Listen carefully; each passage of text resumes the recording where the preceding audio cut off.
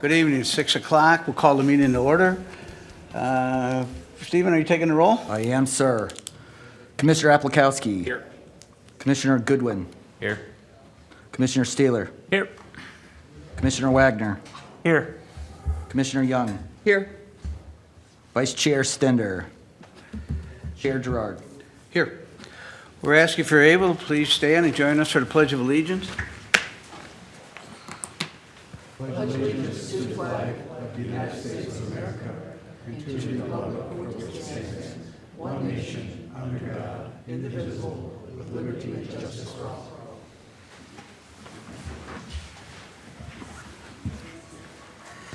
Chair's up a little high for me. Chair's looking for a motion to approve the agenda as presented or with changes. Motion. I have a motion. Do I have a second? Second. I have a motion and a second. It's a non-debatable motion. All those in favor signify by saying aye. Aye. Opposed? Abstentions? Motion carries. We've come to our open forum part of the meeting where anyone who would like to address the Planning Commission on any topic, we ask you to come up, state your name and address for the record, spend a couple of minutes giving your thoughts. If you're here for the public hearing on Timm's Marina, there'll be a separate time for giving input for that. But so I would prefer you to hold the comments on Timm's Marina until the public hearing for that. So is there anyone out there who wants to discuss any other issue except Timm's Marina? It's nice to know where the audience sits. All right. Seeing no one come forward, is there anything to be read in, Stephen? No, sir. We will close the open forum. Chair is looking for a motion to approve the consent agenda. We've got one item on it, approve the minutes from the regular meeting of March 11, 2026. So moved. I have a motion. Do I have a second? Second. I have a motion and a second. Any discussion? Hearing none, all those in favor signify by saying aye. Aye. Aye. Opposed? Abstentions? Motion carries. A regular agenda item, item 7, is Timm's Marina, 9080 Jewel Lane. There's a public hearing for a variance and a conditional use permit. The way this works tonight, the city will present the application as they understand it. Once they have finished, the commissioners will ask any questions that they have regarding the application. Once that's complete, we will ask the applicant if they would like to add any additional information, or if we may have questions for the applicant. Once that's complete, we'll come to the public hearing. I'll explain how that'll work when we get there. After the public hearing, it'll come back for further discussion and decision by the Planning Commission. So with that, I believe... Michael. Yep. Good evening. Before you tonight is a request for a CUP and variance for Timm's Marina. The property is located at 9080 Jewel Lane in the single-family zoning district and the shoreland overlay district. There are two requests before you tonight. First, the applicant is requesting an amendment to a conditional use permit to add 2 docks, allowing an increase in the number of slips from 96 to 168. Additionally, the applicant is requesting a variance from minimum parking space requirements. This request would reduce the required parking from 252 spaces to 115 spaces. I want to establish the context for this project. Timm's Marina is an existing legally non-conforming use in the single-family zoning district. Marinas are not permitted in today's code in the single-family zoning district, but previously established commercial uses may continue to operate, and they are able to expand through the CUP process. This site has received several CUP amendments in the past, and last year, ending earlier this month, the applicant went through an environmental assessment worksheet, an EAW, to determine if a full environmental impact statement, or an EIS, would be required for this request tonight. The city acted as the responsible governmental unit for that request. We reviewed agency and public comments and presented those findings to the city council earlier this month. and the City Council determined that an EIS was not required and that there was not a potential for significant environmental impacts for this request. The EAW also included recommendations for mitigation of any environmental effects, and that is included in our analysis for the CUP and the variance tonight. And tonight, we are just focusing on those local land use approvals, again, the CUP and the variance. On the screen on the left, we have the existing site layout, and on the right is the proposed.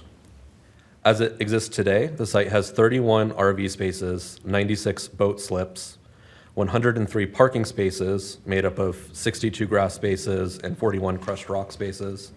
And additionally, they have 11 truck/trailer spaces. The applicant is proposing to add 2 additional docks.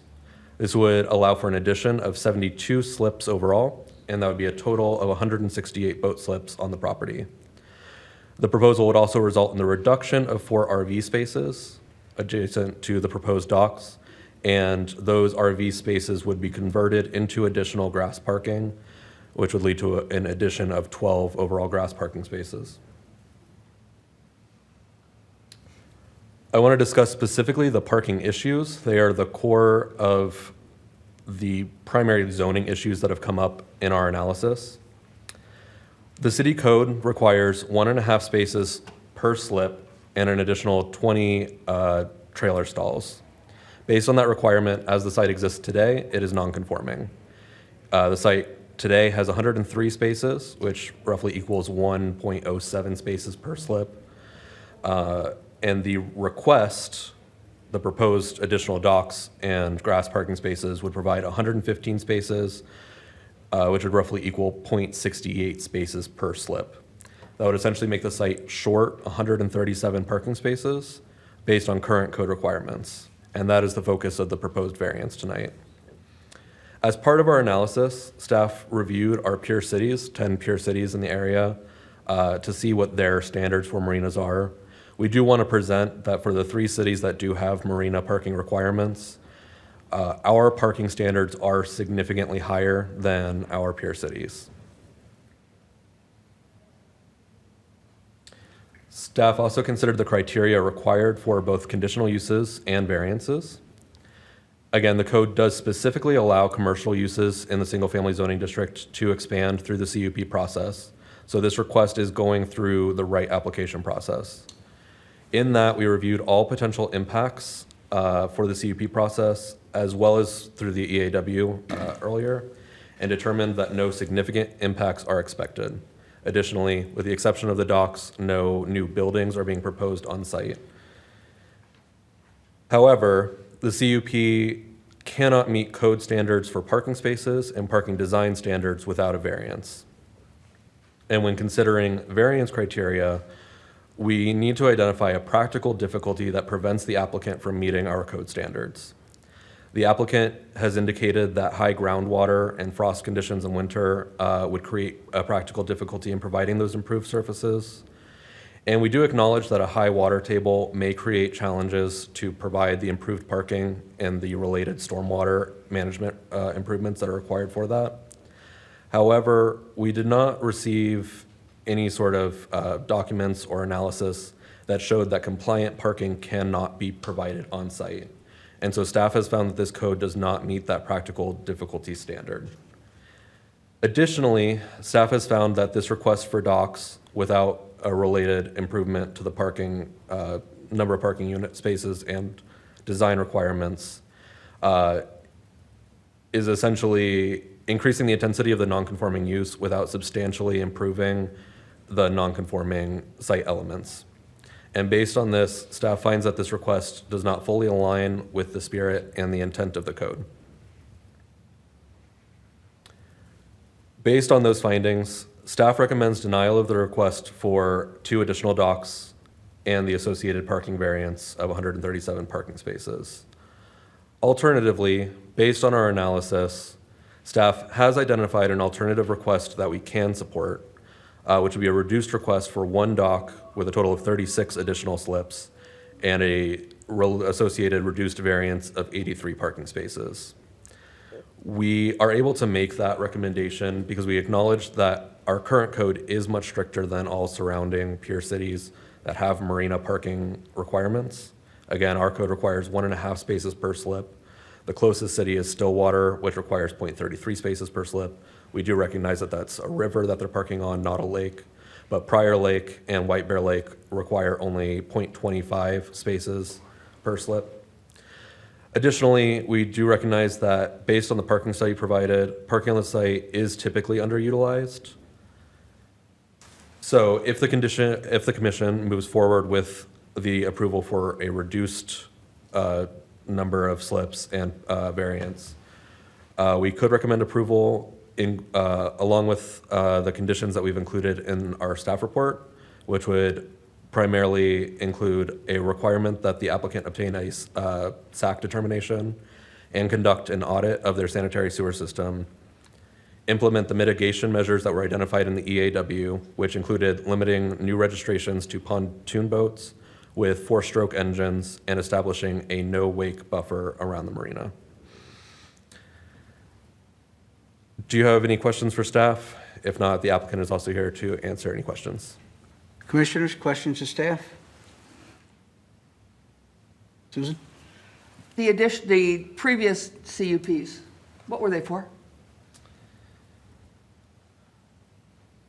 I tried to look it up and I couldn't get back far enough in It's some rough documents that we have, but the earliest one I could find was from 1974 that allowed an increase of the camping units on the site. Then there was an additional CUP which allowed parking on the eastern property. There was a following one in 1987 that allowed an indoor swimming pool and 2 decks for the houses that are on the property. In 1993, there was a sewer extension. And then in 2006, we had an application to increase the number of docks. That application was never fully submitted because they were required to do the EAS at that point, and they did not move forward with it at that point. Thank you. Andy? So in your alternative variance, where does the 87 come from? Is that lowering the actual existing, or is that 87 new spaces? That would allow them to have the 115 spaces that they're proposing, recognizing that it's not a significant So it's Departure 36 from it. slips. 36 slips and 115 spaces would be provided on, Can an you additional go- 36 slips and a variance of 87 spaces from what's required. Which gives Okay, them so how it's many the total difference. slips? Okay, that's, okay, Yeah. okay, got it. And have you got the number of total slips? It was an additional 36. Okay, but 36 plus, 96. thank you.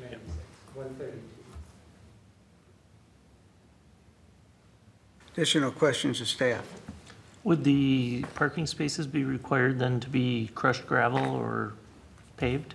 We would allow them to exist as the non-conforming Grass? site elements, so grass parking spaces and the existing crushed gravel spaces. Okay. Anybody else? Has the applicant said how they will enforce things like the no-wake zone and how they will make sure that there is no overflow parking on the adjacent public streets?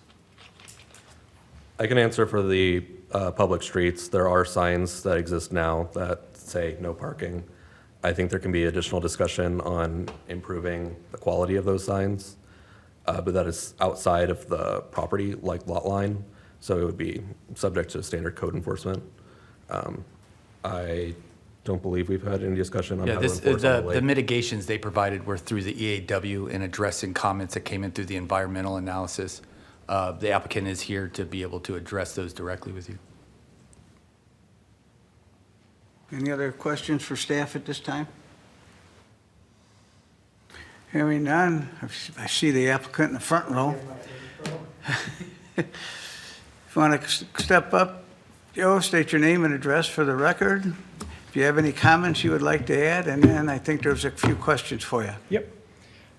Joe Maslow, 9080 Jewel Lane, Forest Lake, Minnesota, 55025.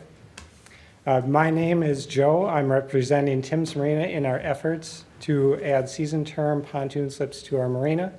We would like to thank our neighbors for their passion, support, and concerns, the Planning Commission for their consideration of our project, and Stephen, Michael, and Abby and the rest of the Forest Lake staff for their patience and guidance through the process. While we hope for approval of the addition as proposed, we are thankful for staff's alternate recommendation, and that's what we would expect. We're not going to push for 72 and go against staff's recommendation. Timm's Marina has existed for more than 50 years, our family being the third owners, having owned and run the property for over 40 years since 1983. Our family lives on site, and Forest Lake is our home. While our offerings have changed over the years, more recently narrowing to mostly season term offerings, we've always been focused on helping members of the community responsibly enjoy one of our city's greatest assets. We expect the additional pontoon slips to aid in the continuation of this purpose. While we understand the position and concern of our lake neighbors, as there is no direct benefit of additional season term pontoon slips to those who own lake homes. However, we truly believe season term pontoon slips responsibly connect the non-shore owning members of our community to our lake and city in a way short-term offerings cannot, creating support for our lake from our off-lake neighbors. In an effort to ensure we are doing our fair share and minimizing impact, we have worked with Ken at the Lake Association to contribute over $2,800 on behalf of our boat slip users, and combined with our corporate sponsorship, the Marina has contributed over $3,000 to the association's efforts in 2026. With the approval of one additional slip dock, this contribution will increase to over $4,000 for 2026. We have worked to restrict boat types on the new docks, allowing pontoons only on the new docks to minimize impact to the lake and our neighbors. We hope the facts in our application support approval of the conditional use amendment and related parking factor variance. We welcome any questions or concerns of the commissioners or staff. Can I answer your no wake? So it is a state statute, 150 feet around docks is a law, no wake, and we will post signs stating as such. And being season term slip users, if we recognize somebody is a problem, we have that access to address it with that user. Me? Go ahead. Go ahead, I'm sorry. I don't have any questions. And my second question was, how will you make sure that there will not be any parking on the street outside of your property boundaries? Yep. So we do have plenty of on-site parking. There are some people that will leave and stop, maybe check their phone before they get on the road. I don't know if we can do anything about that, but we are on site daily and we can direct people that are a problem. Or if it's a city street and it's posted no parking, I suppose it could be towed or ticketed. Other questions of the applicant? So with the boat slips being pontoon only on the new dock, Yep. do your other boat slips offer jet skis and wakeboarding boats? Or? So the only jet skis are our personal jet skis, and a couple of RV users have jet skis, but we don't give the general public opportunity to slip a jet ski or a wake boat. Okay. Other questions? Susan? One of the challenges of Forest Lake is that it's shallow, and we've had a lot of sedimentation and vegetation to make the lake shallower every year. My concern, and I've been pretty consistent on this as long as you've been before us, is that yes, there's a high water table, but without any stabilization of parking, there's going to be, especially because of the high water table and especially because of high-intensity rain events that we're getting now instead of gradual stuff, I'm worried about muddy parking. I'm worried about more more damage and more opportunity for additional siltation in the lake. There are products that are available that are permeable, that are not concrete slabs. And I'm really, it's a challenge for me to look at the variance on parking and continue. We've always tried to say, okay, if there's an issue and they're non-conforming, they want to come in for a variance, we need to become less non-conforming. And this is going to be more non-conforming. So I'm wondering why you haven't tried to pursue something that it would at least mitigate some of the potential issues with both number and stability of parking. So the parking that would be used was traditionally more heavily used from rental boats, and when we used to host fishing tournaments and such, that was more on the east side of the property, where we would have up to 30 launchings and then at least one spectator per typically, so there'd be 30 or 40 cars. So most of that area would be used not every day, but up to 8 times a year. And we would expect even less than that with this addition. Most of the parking will be to the west of the ramp because that's where the docks would be. So they'll be where the RV sites were retired. Currently, that's just crushed rock with no material underneath, so we'll seed it. And the property is very level, and grass seems to grow wherever. It might be crabgrass or weeds, but if it's green and we can cut it at 2 inches, we consider it grass. Most of the lakefront does have a little bit of a lip just from the natural heaving, so we don't notice any water running off the edge into the lake, even when we do have heavy rain events. And the property is generally flat. There are a couple areas that might be a 905 elevation. Most of it's 904, I think, that was on the survey.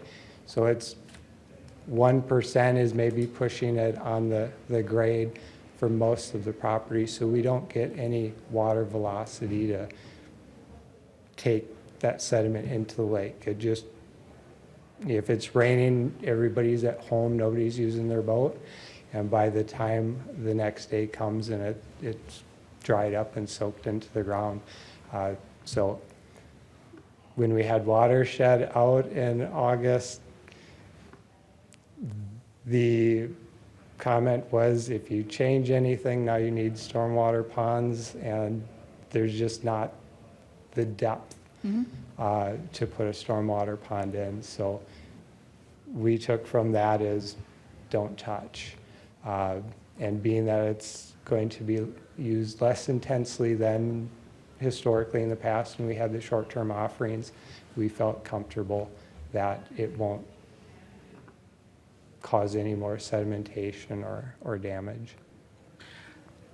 So when you were doing short-term offerings, Yep. was that on average more per day than the number of additional slips you have, or less than, were your So- short-term offerings less than the number of additional slips you're looking for? So at the peak, I think we had 28 rental boats. That would have been in the late 90s.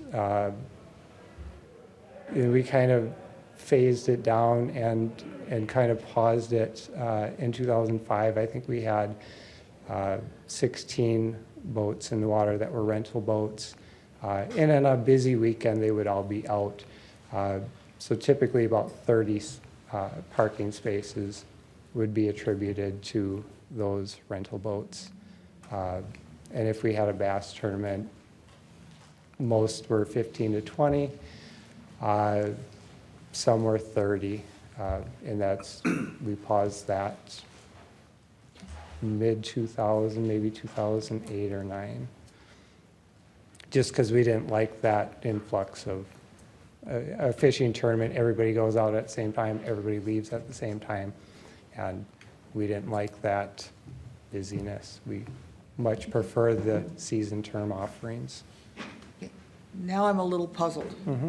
Because you said that when you had rental, Yep, it was usually 2 cars per rental boat. yep, per boat in use. Yep. But you don't believe that there will be more than 1 car per slip boat on busy weekends? Yep, so rental boats, all 16 will be used on a busy day. So we'll have, 30 cars attributed to those 16 boats. But even on the 4th of July, only 20% of the slip boats are out at any given time. So it's still 2 boats or 2 cars per boat in use, but not all the boats are used at the same time. Because, 4th of July is our busiest day, so that's when we did our survey. And even on that day, and it was, some people said maybe it was questionable weather, but it was 92 and sunny. On a Friday, 4th of July, nobody has to get up Saturday for work or church. We felt that was a really good day to survey the percentage of boats in use and the parking for those boats in use. Thank you. Yep. Other questions of the applicant? Thank you. Yep, Don't thank go you. far. We may have questions after the public hearing.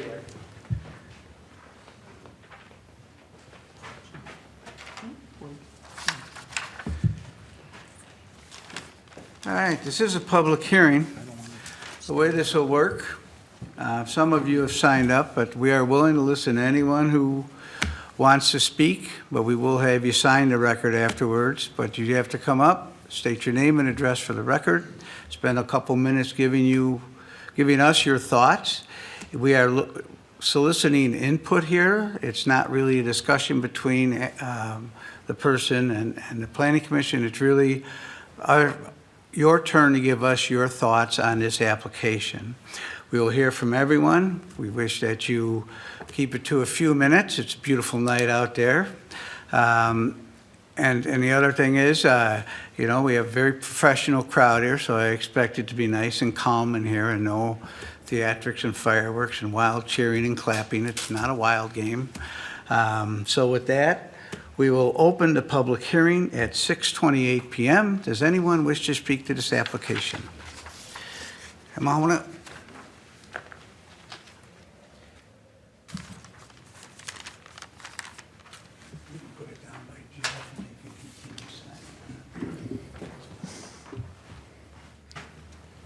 Good evening, members of the Planning Commission, City of Forest Lake staff, council members. My name is Kenneth Wood. I am the president of the Forest Lake Lake Association. Thank you for the opportunity to speak with you this evening. As part of the public comment process, our association submitted a summary of key concerns from our Forest Lake Lake Association member survey. 600 plus surveys were sent to our both paid and unpaid members. And our paid membership today is 450, including 36 lake sponsor businesses. Out of the surveys that went out, 204 surveys were returned.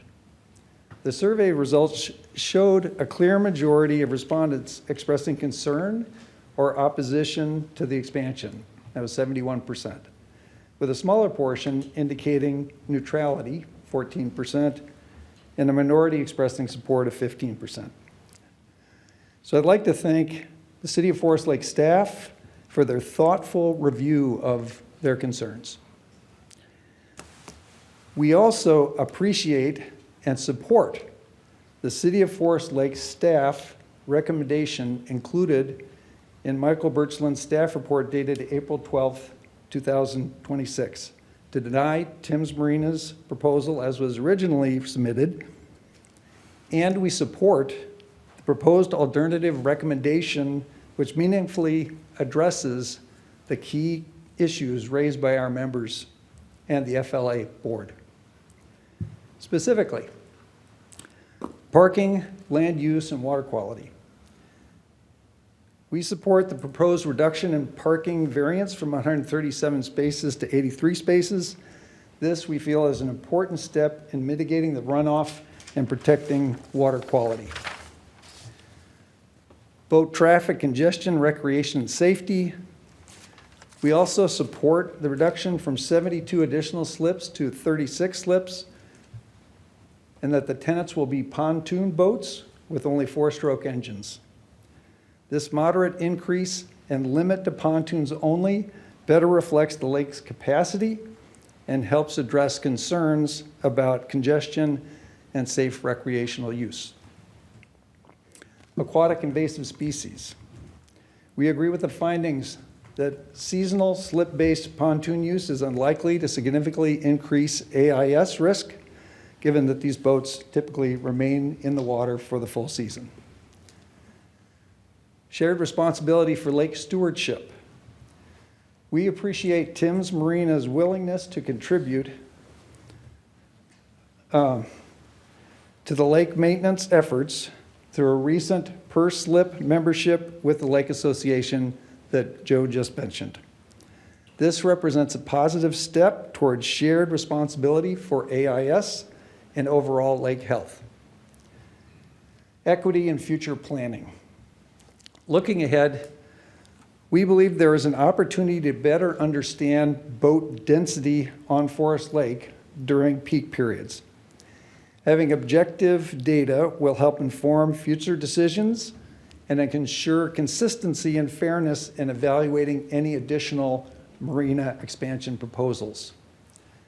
In that spirit, Forest Lake Lake Association is exploring options for a boat density study and would welcome collaboration with the city to develop a shared approach that can inform future planning and decision-making.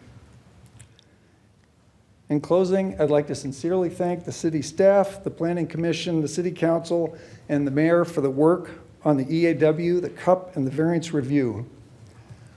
We appreciate the balanced and thoughtful approach reflected in the city's recommendations, and we're hopeful that this path forward represents a workable solution for all stakeholders.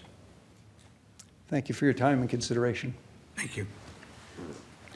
Does anyone else wish to address the Planning Commission tonight?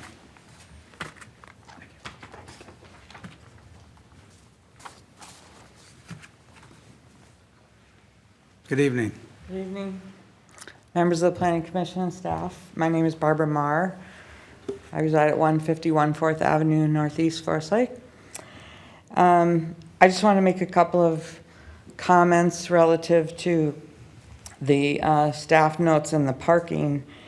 I think that when you compare it to Stillwater, White Bear Lake, and Prior Lake, I don't think any of those marinas are in a single-family zone with a conditional use permit, and they probably all have concrete or blacktop. So it is very different, and I agree with Mrs. Young that I think permeable parking stability could possibly be explored. There are many, many new things that you can put in the ground to help with stability. They use them a lot on lake shores that have high water coming up and down to stop the erosion. But I definitely agree with that thought. And I just would remind this group that this conditional use was granted 52 years ago, and it would never be allowed at this point. And so I appreciate the staff's work and the suggestion of the reduction of the additional time on the lake. I don't believe a one-day study is even close to counting for the density on the lake. So appreciate your time. Thank you. Thank you. Ms. Marr?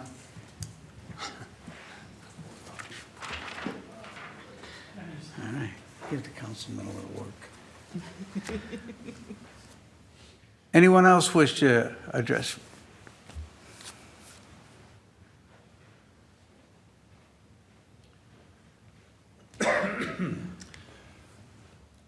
My name is Doug McNerlin. I live at 21551 Inwood Avenue North, Forest Lake, Minnesota, on Third Lake, not far from Timm's Marina.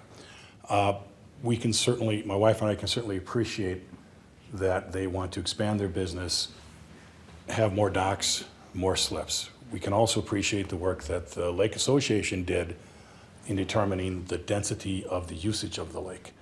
I did find the proposal to half the number basically interesting, but I still have concerns that the lake is just going to get more overcrowded. We don't have no-wake zones between the channels. We're out there a lot. We see people flying through those channels. So there are issues there. It's dense, but also there are several other organizations that have extended docks. There's the HOA almost across the lake from Timm's Marina, where they have all kinds of new development housing. At some point, they're probably going to come over too and try and extend their docks out. Pizza Pub has the same extended dock situation. They may come and do the same thing and extend their docks out. You go over to First Lake, there appear to be other homeowners associations that have extended slips and everything. All of this is fine, but what's to stop everyone else from coming back and asking for more slips, which will again then just increase the density and all the confusion that happens for that. So that was the only concerns we had that we wanted to share. Thank you. Thank you. Sir, can I have you sign it, please? Are you, I'm sorry, I didn't catch it. Anyone else wish to address the planning commission?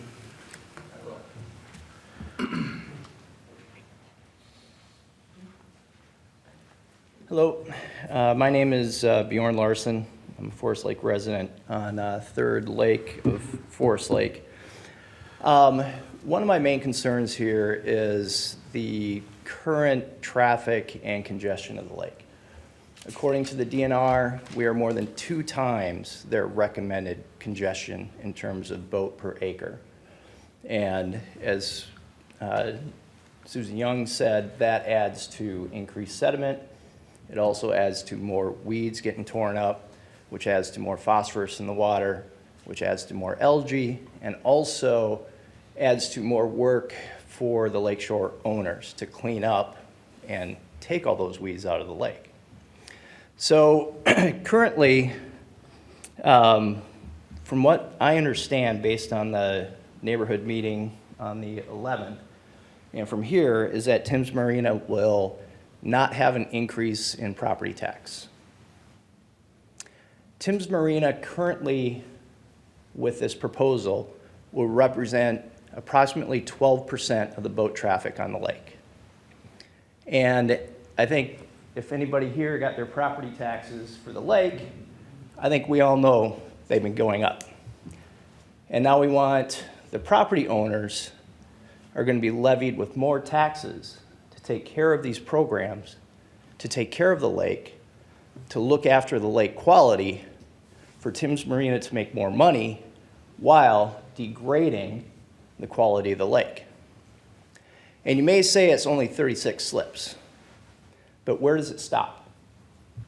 As previously heard, I agree, there are many other docks on the lake. So you're setting a precedent that anybody can start adding more and more slips to their dock. We're already over congested. We have too much traffic. It has come to the point where, for us personally on the lake, we get off the lake prior to noon on the weekends because it is unsafe and too congested. And we're property owners. We've been here for almost 20 years. That used to not be the case. So while you may be looking at only 36 slips, where does it stop? And all that adds to, deteriorating the quality of the water, quality of the clarity, the sediment, increased algae blooms, decreased fish health, decreased fishing, and overall erodes the quality of the water. So while Timm's Marina will have approximately 12% of the boats on the lake, their property taxes aren't going up. That burden, and also the burden of caring for the lakeshore and taking care of shoreline erosion, is borne by the property owners, okay, for the lake. And while you said that you're concerned about the runoff. The semi-permeable is only part of the equation.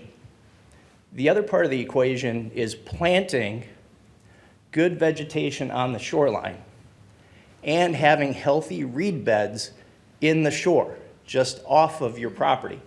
That will help stop erosion, and it filters that water coming off of that runoff. And that's a major part of this.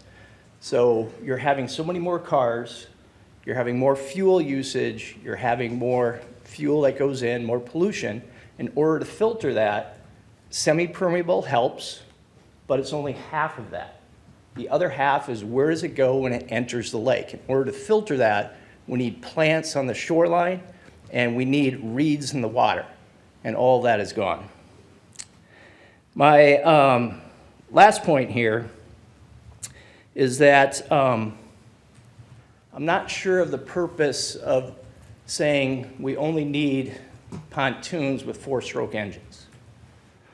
So I Googled it quickly, and if we limit it to that, the largest 4-stroke engine that is currently available for sale on a pontoon in Minnesota is the Mercury Verado V10 425 horsepower engine.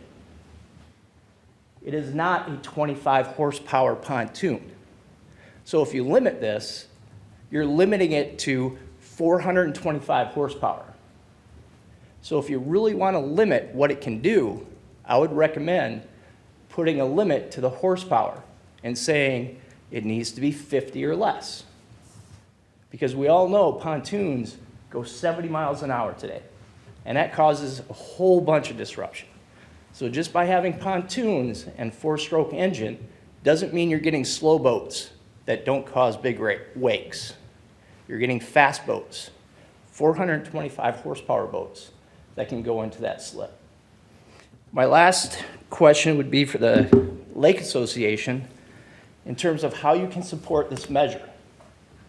You set out a survey, and as you said, 71% of the people opposed it.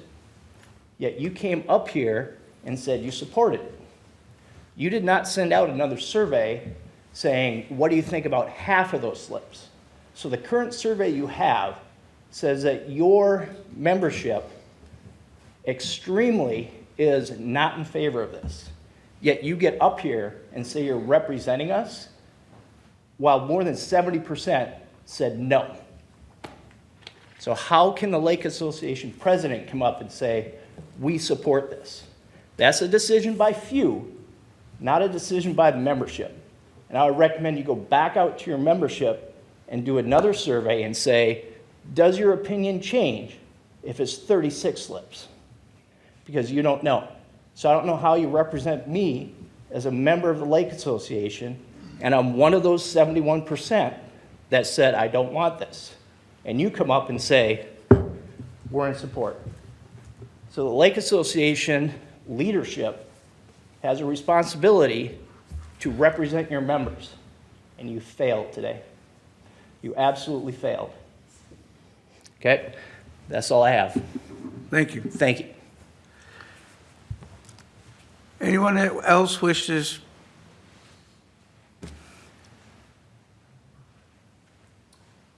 Excuse me. My name's Ben Stevens. My address is 9670 210th Street Court North. I just want to thank the community as well as all of you for your time tonight.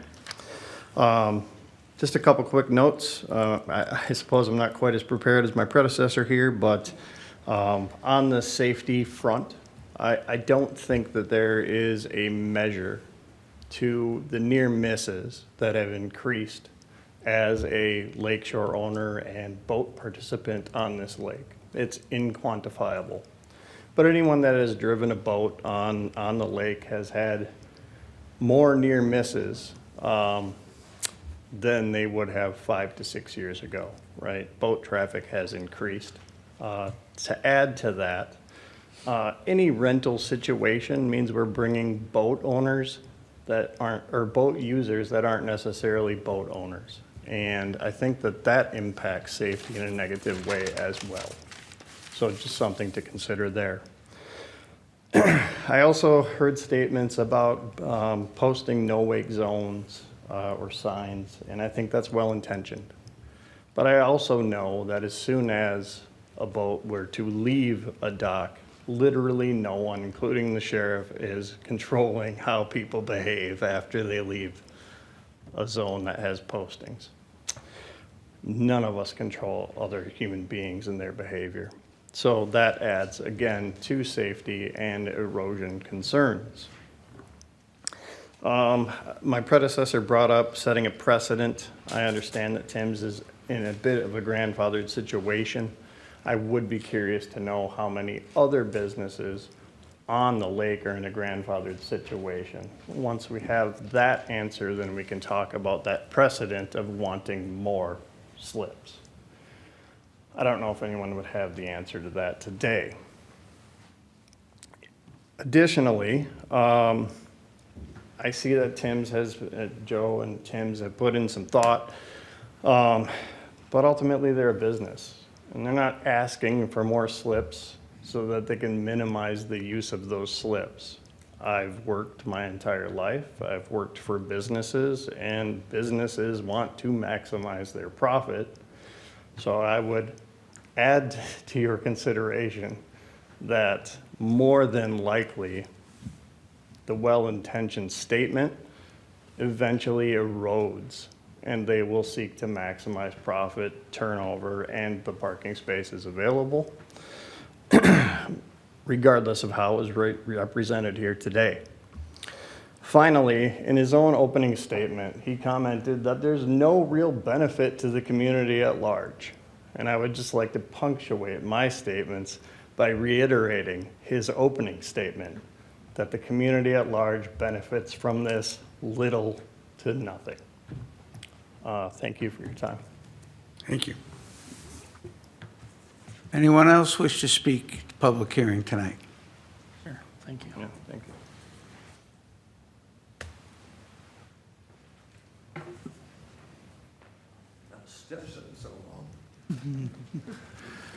Good evening, council and staff. My name is Steve Schmaltz. I've lived on the lake since 2002. And since then, I've been advocate of water quality. And since that time, I've worked with the Lake Association, spent many years on the Watershed District Board, et cetera. But tonight, I'm speaking as an individual concerned about lake quality. And Susan, I'm glad to hear you standing up for the water quality issue on this particular variance. I was concerned, I guess, in the variance that there wasn't much talk or much coverage about water quality. And I think that a lot of the suggestions that came in from the DNR, from the Lake Association, and from the Watershed District pertain to water quality. So I wanted to share a few observations with you that I think might have been missed by the council or by staff that could impact on how you look at this particular situation. The first is a letter from the Minnesota Department of Resources to the city suggesting 3 or 4 things. And the thing that caught my eye the most on this was their reference to the fact that the city should, first of all, enforce all their own ordinances regarding shoreline. As you know, we have a shoreline ordinance, and here they reference that shoreline ordinance as a number 1 point, and I'll read it to you. Get my glasses on here, excuse me.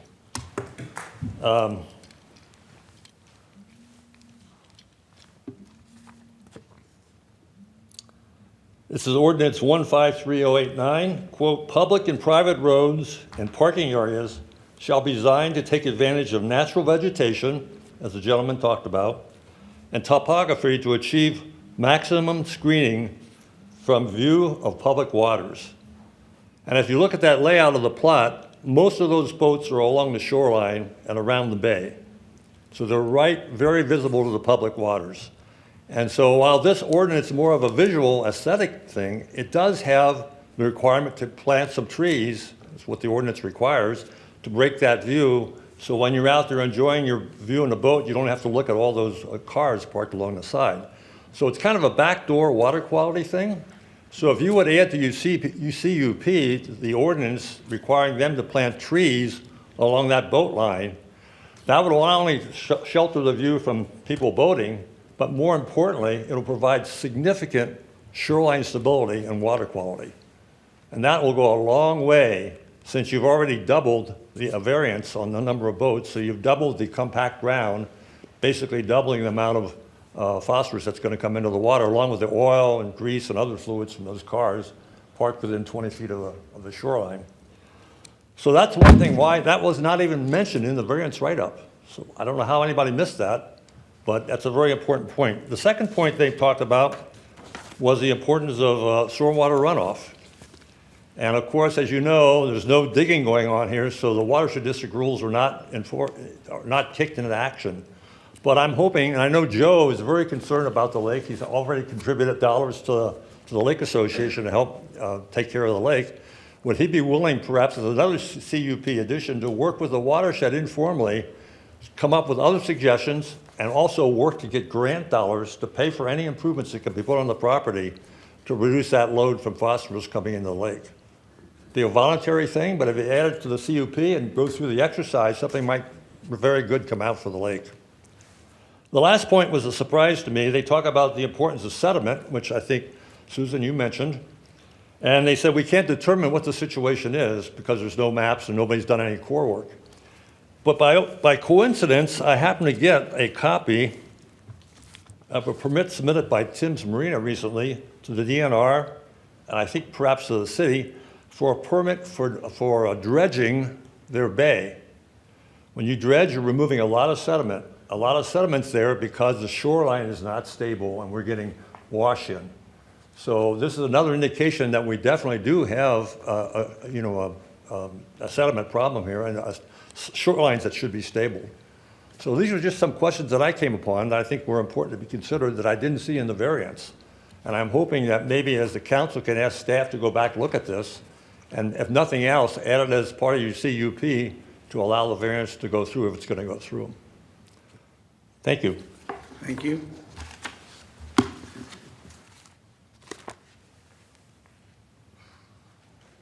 Anyone else wish to speak at the public hearing? Excuse me.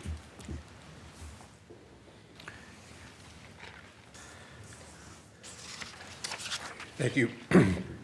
My name is Kevin Kwiatkowski. I live on North Shore Circle Trail and been on the lake for 15 years, either myself or as a son or grandson of the lake. And I've hauled a lot of weeds.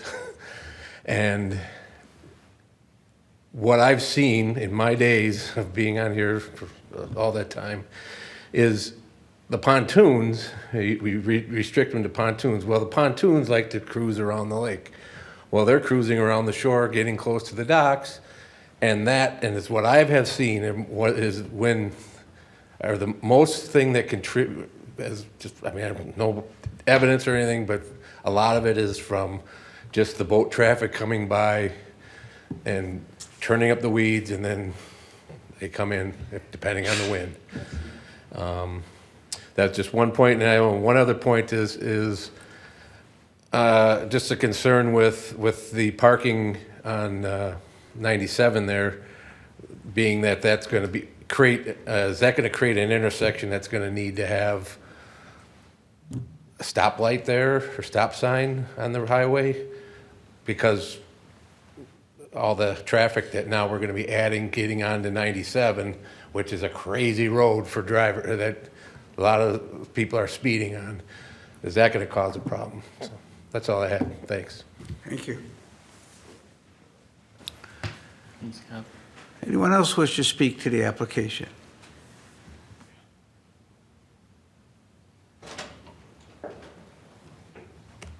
Want to make sure we've given everybody a chance, because once I close this, we're done with public comment. We're not. Notice that we don't bite. Stephen, does anything need to be read into the, You received 3 comments after the staff report was completed. They're written comments. They're with you on the dais. Would you like me to review them? they will be included in the record. I think that's good enough, Susan? So there will be 3 comments that will also be added to the record tonight. So I'll make a last call for anyone who wants to speak. Seeing no one come forward, we will close up. Change your mind. That's right, so you're kind of flitting around back there until, all Like an right. option. As soon as he starts to say going, going, My name is Barb Stolberg. I live on Third Lake, and I've been on the lake for 43 years and have seen big changes in the density. So I am all for further density studies, maybe even before this is approved. I also would like to agree with some of the gentleman that talked about planting trees along the shoreline, because to me, when you're driving along and you're looking at tons and tons of boats all jammed together, it's not very scenic. And my other concern you mentioned briefly was about sanitation. We have a problem with a lot of garbage on Third Lake, and it's all floating into the reeds which are near us. And I'm wondering if, Tim's Marina, do you have bathroom facilities or garbage facilities there for people who don't have a trailer there or a camper? For the slip users, yes. You do have something for, okay, I didn't know. Oh, yeah. I've never been. Yeah, we don't have to pick up garbage Mondays, so we know our slip users. Okay, so, but that is a concern. The more boats you have, the more people you have, the more garbage you have. And if they're not lake homeowners who are, trying to tend your shorelines, they probably don't care. And so that is a concern, because I've seen a big increase in that. And it might be just that Party Point is out there too. I don't know, right around the reeds. But we kayak through there all the time, and it's a mess. So garbage, overusage, too many boats. The density is a real concern, since we're about double what's recommended by the DNR. And I do think further studies, further shoreline protection. As a homeowner, we are required to limit our impervious surface, and I think the same should hold for businesses. So, I don't know. That's one of the city's deals, or supposedly, I hope. But I appreciate all your time. With a lot of points brought out were really good tonight, so.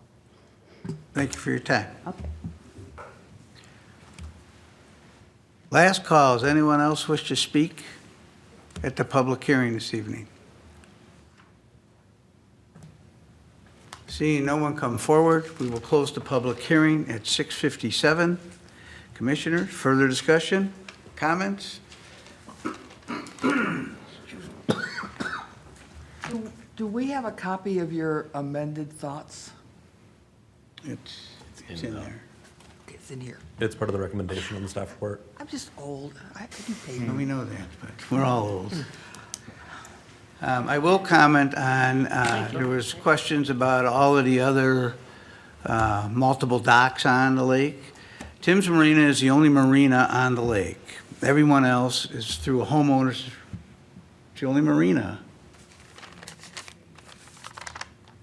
So Timm's Marina and then the Pizza Pub docks are considered a marina. That would be our other legal, non-conforming, DNR permitted marina in the single family. And then downtown, the Yearboat Club is also permitted as a marina, but it is in a district that allows for marinas. So once again, I'm wrong, and Abby has corrected me. So, but we always like to have the correct facts go out of the planning commission, so that's why she corrects me. So there are 3 marinas, which would be the Pizza Pub would be the other one, and then where your boat works is downtown. All the rest that you see, those would be under HOAs for the condos and our different homeowner association. Those are locked in, they're done, as far as any growth goes. And if you go back into our earlier records, you can see we've had that discussion with one of the homeowners association, and we denied any additional growth on that. So this is what we're looking at here. So I can't comment on that. I had another comment, and I lost it in my notes. So, commissioners? Mr. Chair, do you want to do the variance first and then the conditional use permit? I want to know if there's any more discussion. Thank you. I have a, oh, You go ahead. Don? I was just, from a procedural standpoint, if this or any part of this gets denied this evening, the applicant can appeal this to the city council, is that right? Correct. That's correct to understand, just so everybody understands that, okay. That would go for either way on the decision. The other party anyone else can appeal. Anybody can appeal? Yeah, so if it goes against what someone wants, they can do an appeal. So the way this works is that with both the CUP change and the variance, we are the final decision makers. However, that is granted by the city council. So if someone disagrees with the decisions that are made tonight, they can appeal, and it'll be heard at the city council. The appeal will be held, and they'll make the final decision, I'll call that. There is a fee, and you need to appeal within a week, I believe. We could say a week, but I believe it's 10 days. We can look while there's deliberation. So it's quickly, so if either end wanted to appeal, you can do that. There would not be a public hearing at that time. This is the only public hearing. They would just be taking it up. No, if I'm there's wrong an again? Sorry, Chair, if there is an appeal, that is like a statutory do-over, so then it's a whole new hearing at the city council level. Well, once again, I'm wrong. I guess there is a public hearing. And for months, Abby, I've been telling people there's no public hearing and you don't correct me, so. All right, now I know. So I apologize again that I was wrong. There would be a public hearing. Do we send out notice for that public hearing? Yes, it is like a complete do-over, so we do send the notice again as the same legal requirements that we did for this one, so I'm sure it probably wasn't as large of a boundary as most people would prefer, but yes, we would send everybody who received a notice, put it in the newspaper and on our website as well. All right, thank you. Andy? Yeah, is Timm's Marina currently, are all of your slips sold for 2026? And you have a wait list where you know you have the demand? I do have major concerns about the parking. I think if you have that many boats, the reality is that many people can come, and there is no overflow. It's Highway 97. So I am pretty concerned about the expansion, just from the parking aspect. I just think it's shoehorning in the opportunity. If they pay for their slip and they have the right to be there, parking isn't gonna turn them away. We've all been to boat launches all over the metro where there are cars and trailers and vehicles parked where they're not supposed to be. And I think we're inviting an issue there. Thank you. Other comments? Look down this end.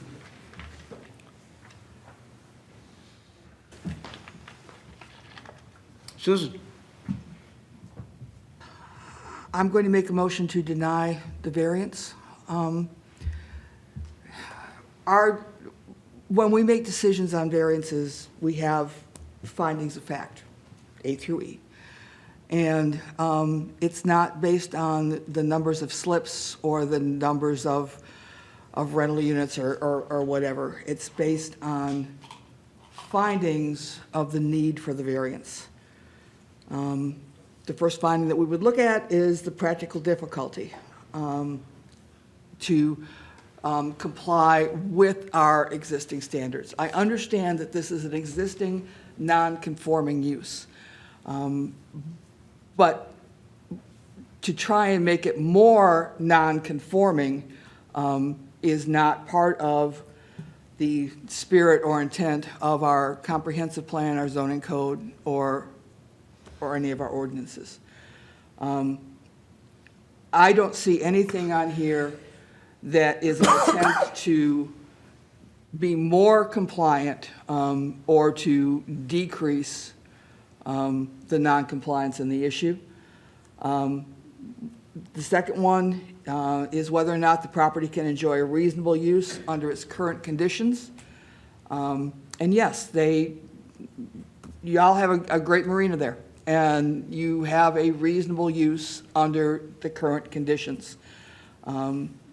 The ordinances specifically talk about that if the reason to increase is solely economic, that is not a reason for the Planning Commission to grant a variance. There's a consideration that we have that, is there something really unique and specific, like somebody needs to build closer to have a shorter rear setback because their property drops off. That's not the case here. Any request for the variance, this is entirely due to the desires of the landowner, and is not something that is beyond their control. And I agree with staff that even though the request is being decreased in the number of slips, it does not align with the values of Forest Lake as stated in the comp plan and the zoning ordinance. And so, Mr. Chair, I make a motion to deny the requested variance. I have a motion. Do I have a second? Second. I have a motion and a second. Any discussion? I'll be voting no on this motion, and the reason is I think that if our parking ratio lined up closer to the other marinas down in White Bear, Minnetonka, Prior Lake, we wouldn't even be here for a variance request because he would meet the current, with his current parking that he has. No. So I just don't see, I don't see a large increase in the parking. And since I have the audience out here, I'll state, I've been on the lake for 35 years. I live on the north side of the second lake. And I don't see how this is going to create a problem when we have 3 basically uncontrolled boat launches. We have multiple private homeowners who have 3 or 4 pontoons on the end of their docks. We all know they don't own 3 or 4 pontoons. So I think that the alternate that was here, I think, was a pretty good middle ground. That's my 2 cents. And Mr. Chair, I don't give 2 hoots and a holler about number, whether it's 36 or 72 or 178. My concern is with the process and what we consider for variances whenever we have a variance request of any type and condition. And as I go through our findings of fact, and which is why I went through them, I really don't see a reason to grant the variance, which is why I made my recommendation to deny. Understood. Any other discussion? I would just echo the words I of respect your opinion. Commissioner Young. The variance issue is one of hardship. That's always the word that's in front of me when I think of a variance is there a hardship? And I use different words for it. I can't remember the language you used, but you talked about, but that's what I don't see. So I as well am going to vote to deny the variance.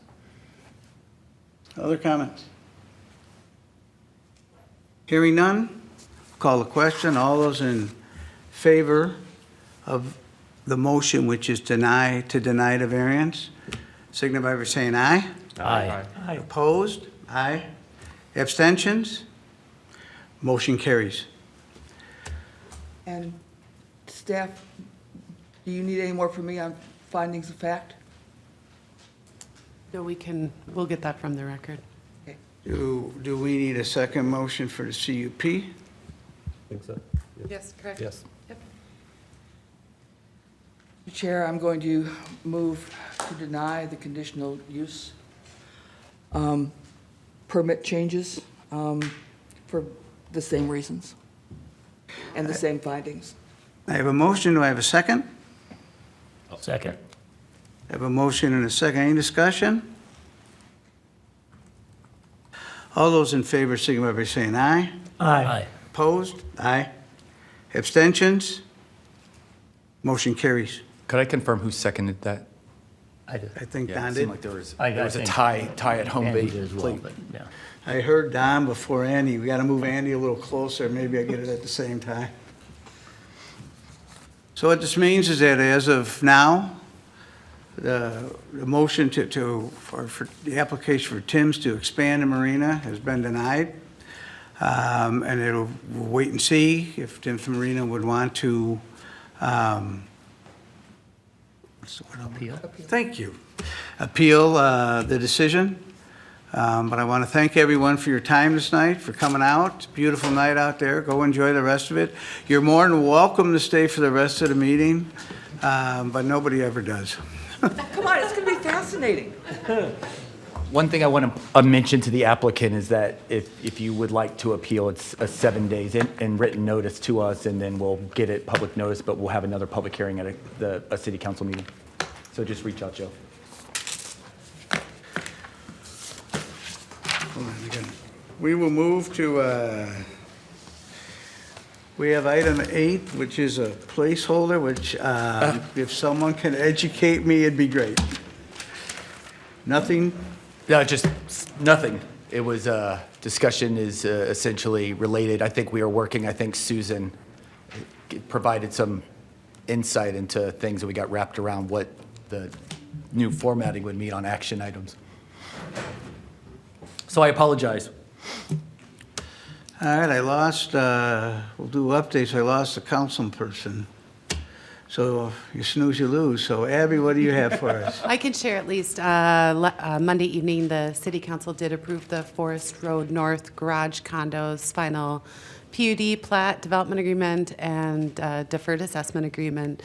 They have a few more conditions of approval before they're going to end up in a building permit and ground disturbance world, but we should see some construction on that possibly this year, or we should this year. Also, staff met with them to talk about an upcoming Met Council Land Use Advisory Committee hearing regarding our appeal to our system statement. The council gave staff to continue on with that hearing. City Council attorney or City Attorney Amanda Johnson and I actually are going to meet with Met Council, legal counsel, and staff tomorrow to see if we might be able to reach some sort of agreement. I don't think either party necessarily wants to have a hearing, but we do have the authorization from council to keep moving forward if we need to. And then the only other thing that I'll mention, unless I'm taking Steve's update or Michael's update, is we did count up all of our unit counts in the platting process right now. And between preliminary and final plats, we have 330 properties that are being platted or some form of review. So you're going to see a lot of dirt moving. You're going to see a lot of plats coming through, and a lot of dirt and new home construction this summer and fall, and continue into next year as well. Questions, Abby? Andy? Was that 300 homes or 300 properties being divided? 330 properties being divided, yeah. Anything else for Abby? There was a Met Council meeting on the process. Of the LUAC hearing. Highlights, lowlights, please. Sure. So the Met Council has a Land Use Advisory Committee. The Land Use Advisory Committee makes recommendations to the full Met Council on land use matters. So they were briefed last week, I think it was last Thursday, by an attorney hired for LUAC to help guide them through this appeal or this system statement appeal process.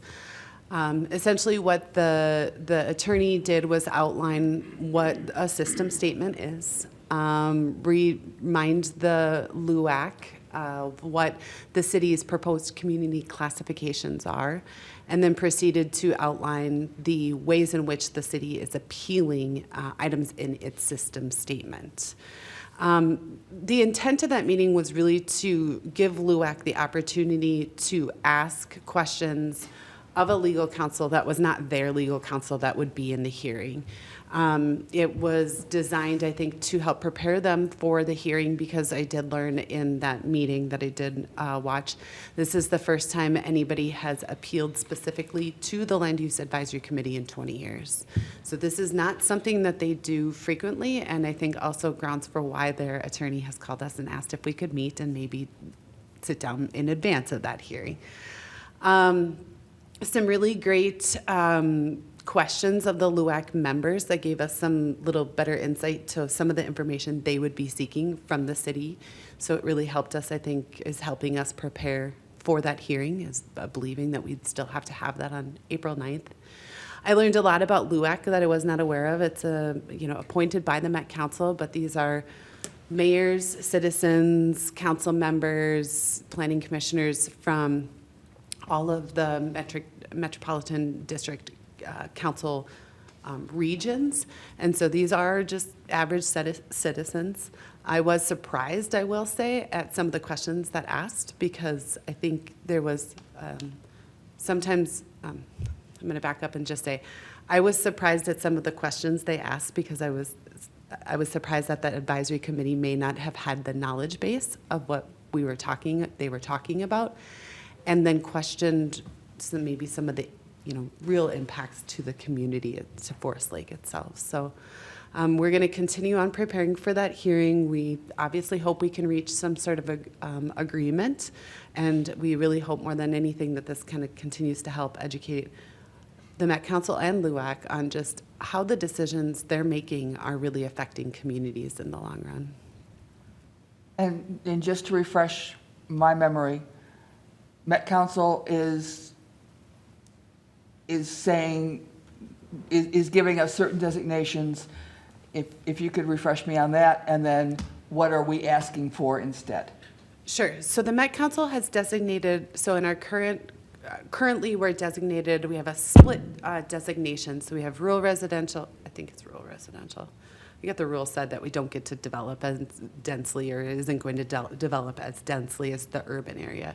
The urban area where there's predominantly, there's sewer and water, or not always water, but there's sewer, is currently classified as emerging suburban community.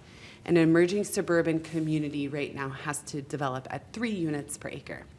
In this system statement planning round, the Metropolitan Council elected to eliminate the emerging suburban community, or merge it with the suburban edge designation, and then increase the suburban edge designation to 3.5 units per acre. So that's a community, or the area wide, so all of the areas guided for emerging suburban, our total density of all the future development needs to be 3.5. So not necessarily, one development could be 1 unit per acre if it's that land area is guided for 1 unit per acre, and the other one could be 50, and that was not math that's going to work out to 3.5, but in essence as a total. So the Met Council said you can appeal this city, but generally what cities have to do is they have to say, well, we don't want to be a suburban edge. We want to be we think we are an X. But for Forest Lake, there wasn't anything less dense. And so we said, okay, you want to eliminate our classification. You want to now call us suburban edge and say we need to develop to 3.5 units per acre. We want you to memorialize the exemptions of what you allow us to take out of the gross developable land area. So right now, if you have 100 acres and you've got a wetland and a wetland buffer, and that's 50, you now have 50 acres, right? You don't take the stuff that you can't really build on. But they wouldn't allow us to net out local roadways or storm ponds. Storm ponds have been one that I've been advocating for a long time. A lot of the regulations around storm ponds are governed by other governmental agencies. We don't get to say necessarily, or land characteristics. We don't get to say how big or how small these can be. And my running joke for a long time is I can't put like a floating hut on it, so I can't count a home there, right? We can't build on it. We can't be saying that's developable land area. So the council has since indicated that cities metro-wide can now net out storm ponds. So we got a little win, but they are not allowing us to net out local roadways. So we're going to continue to advocate for that. The other thing that the Met Council has indicated in our system statement is what is called like a household forecast. And they indicate that by 2030, 2040, and 2050, so each of the development decades that will be of our future comp plan, each of those development decades, we're forecasted to have so many households. They have brought back the forecasted households for every community in the metro region on the basis that region-wide, they don't anticipate the growth. They actually anticipate about a 20% decrease in growth from maybe these prior development years or development decades. Well, I can math sometimes, and I can look at the number of homes we have now, the number of homes that are permitted. I can look at that 330, which actually is going to equate to 409 pretty soon. And I can also look at the land areas that are still open in this development decade by 2030 and say, there's a likelihood we're going to exceed that number. So the city council said, you know, we don't agree with your number. We actually think the number should be a little higher. And they said, we math differently than you, and no, we don't support that. Why this is important to us, it's not necessarily that staff is saying we need to grow like that fast. We are growing, and we have the land area open for that growth. The primary concern that staff has is we run the risk of more expensive development and another governmental hoop to go through.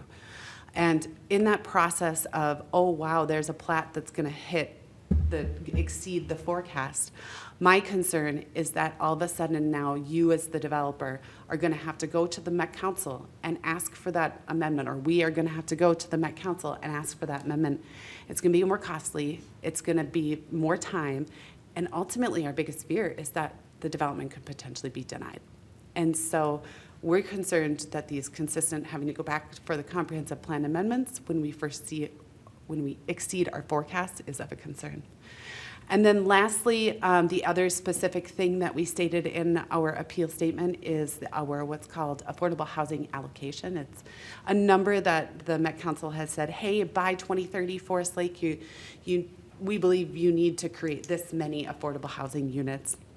Again, there's no risk if we don't create those units. What they want to see in our comp plan is that we are guiding land sufficient enough to be able to create the units. So essentially the argument that more density will decrease values and create more affordable housing.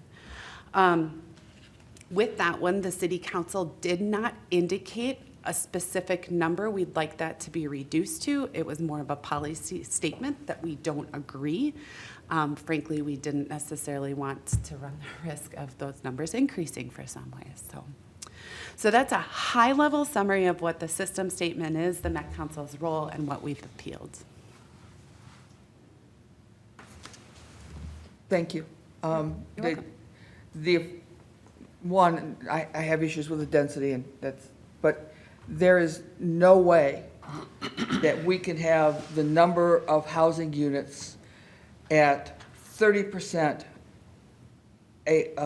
average median income, AMI. Basically, that equates to a $75,000 house. I just want to state for the record, when I do indicate the 600 units, that is in bands of affordability. So there's so many units that are 30%, I think it's 30 to 60, 60 to 90, 90 plus. Right. And so not all 600 would fall in that extremely low area median income. And when we had our discussion on the comp plan, I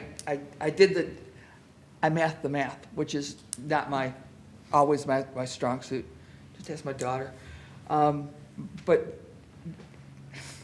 no, I don't see how it can happen. And in fact, when I called around for the apartments that are here, we don't have any apartments at 60% AMI for, except our very, very, very old apartments. We have some newer ones. Not going to think of the current name, just across from the service center library. The common bond ones that were Common built. bonds, yeah.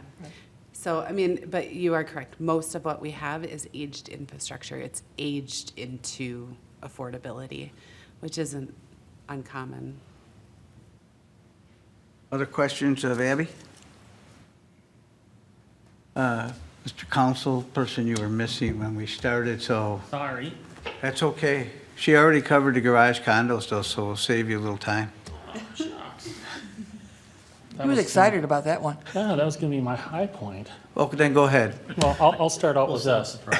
I'd just like to say thank you to the community for coming out tonight, whether it's good, or if it's a positive thing, a negative thing, if they want to share or whatever, but just to come in and voice their opinion. I don't know how much, it means a lot as far as us, as far as council, and I'm sure you guys as well, for people to come out and, explain their viewpoint, whether it's good or bad or whatever, but to take the time to come here and share their thoughts, I think is very good. I really appreciate that. The other thing is, I was gonna mention that we just hit the garage condos on Monday, and that's done, so, thank you again for all your work on that. I know that made its rounds a couple of times, and there are some things there, so thank you all for your hard work on that. So, other than that, I don't really have anything else to share, but if you have something of me, I'll try to be efficient and answer what I can. I would concur that. It's a nice crowd tonight, very polite. They can come back anytime. Yep, It was good. very good. Thank you for all. Questions for the man? Hot topics in front of the council in the next month or so? There's always something going on. One thing we're still working with is Public Works. There's still some meetings. We had a steering committee a little while ago, meeting on that, but we're working forward to trying to progress that along. So that's a work in progress. Are you gonna have an open house to, let folks? Yes, they will. See They're what gonna- the plans are and Yep, maybe they're gonna, comment once we questions? get things kind of more on the schematic design and stuff like that, I think we're gonna have a thing where people can come in and see, where it's at, how it plays out, and so on and so forth. So, just the process is like anything else, it takes time. It takes time, and there's things that have been brought forward and redirected and so on and so forth, so. If I could just hop in, on Monday, the council has a workshop meeting, and the Public Works, the new Public Works facilities on that workshop agenda. That will actually be in this room because we recognize our workshop AV has been a little spotty upstairs, so you should be able to live stream it like any of the other meetings, or attend in person. Yeah, so we encourage you to stop in and voice your opinion or share what your thoughts are on that too as well. It'd be greatly appreciated. And at some point, the council was looking at possibly a city sales tax? Is that a yes or a no, or a maybe someday? Or That's still being looked into. It has to go before representatives and stuff like that. That has a long hurdle process to go before.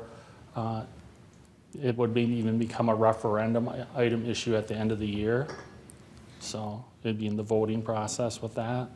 So that is down the road yet a little bit. Thank you, sir. Thank you all for your dedicated service and your time here. I appreciate you. Thank you. We go backwards here. Michael, I don't have anything tonight. Thank you.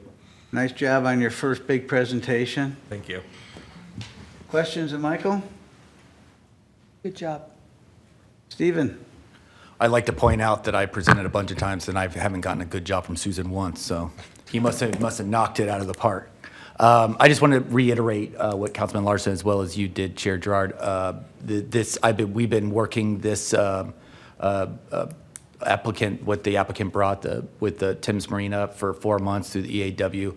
And man, if there was ever any confirmation that my family and I made the right decision and uprooting to come here, it is every time you're dealing with the people who are so engaged with this and so polite and so courteous and understanding.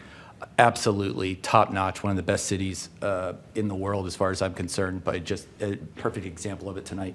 But I've got really great news for you guys. If you love this, you're gonna love April, because starting April 8th, we'll have 3 public hearings. At your next meeting. One is for a preliminary plat on the development that's Forest View Estates that is related to the final phase of Bittersweet in the northeast sector of the city.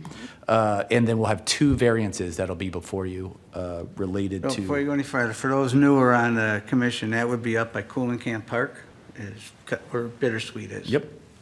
And we just had a neighborhood meeting tonight, so that should be well attended as well. And then that following, 2 weeks later, we'll have 3 public hearings for 3 different developments, 2 final plats for developments, Chestnut Creek 2, which is now Havenwood, as well as Amberley Woods, both nearby, as well as a slight tweak, if you remember, the tower ordinance that came before you late last year. A slight tweak we have because we made it a little too restrictive for some of the residential. We kind of bundled everything together and realized that we're running into some issues, especially with being able to support towers in our rural residential district. That kind of got wrapped into all that and the stealth requirements that came out of council. So that you'll be seeing a new ordinance that will be kind of addressing some of those issues in front of you. So a big April, which has really kind of sidelined the ability to put the boost updates in front of you. So we'll be planning that in May. We'll go through the whole further. If you guys aren't happy with public hearings, they'll continue into May. So enjoy all the comments that you'll get from the public in through April, and then we'll get back to the ordinance related to boost in May. All right, cool. Questions of Stephen? All right, Andy? Nothing. Susan? Don? No. Jesse? Nothing. Corey? I would like to point out in the meetings from the 11th, and if it's the same list for this week, my name has an E in it.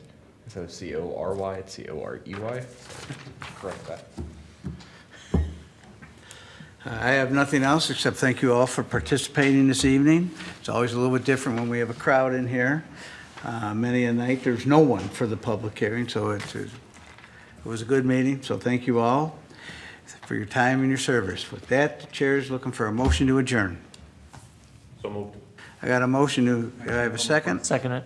I have a motion and a second. It's a non-debatable motion. All those in favor signify by saying aye. Aye.